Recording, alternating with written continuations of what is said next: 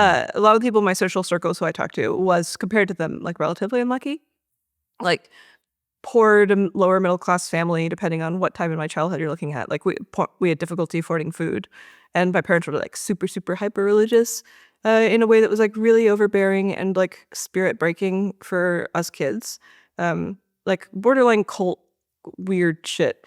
And then I was like expected to become a housewife, and like I was told, you go to college, you should go to college probably, but to find a man and to get a little bit of education so you can marry the man, stop working, and then homeschool your children. So like, and like women aren't allowed to be pastors. As like explicitly told, like women are more emotional, like women should be president. Like there were discussions around whether or not women should have the right to vote. So like my conception for my own world was like very small. I was like, okay, I'm gonna like marry like maybe a gas station attendant. And I just had never met a wealthy person. Most people I knew didn't go to college. So it's like a weird, it's just like outside. I don't know how to explain to people like the world of success or something is like just outside of like the bubble of possibility, where the chain really exists in your mind, but like it's like access to knowledge. Like I just didn't know what it was like to do anything else. And I just like kept failing out of that system. I kept like, I tried to work at a factory for a while, on a factory floor, and that was awful. But it was like more awful for me than the other people.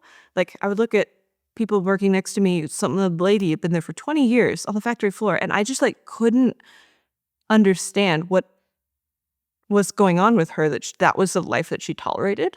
Can you explain what it was like? You describe it as losing your faith, not as much religion, but you were in a world for which you couldn't really understand what was outside it because you hadn't been exposed to it.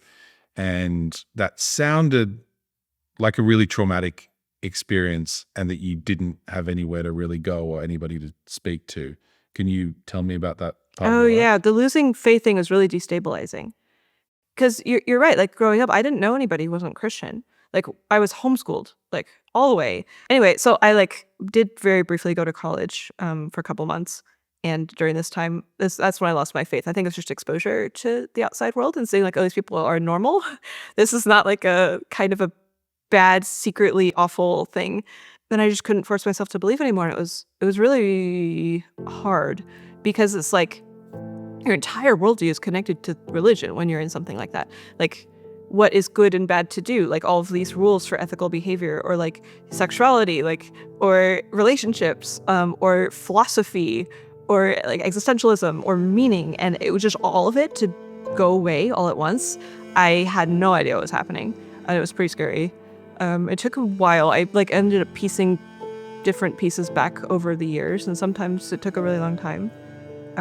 But it was not pleasant. And I like have a lot of empathy for people who grew up in the faith and like are scared of losing it, because it's like fucking hard.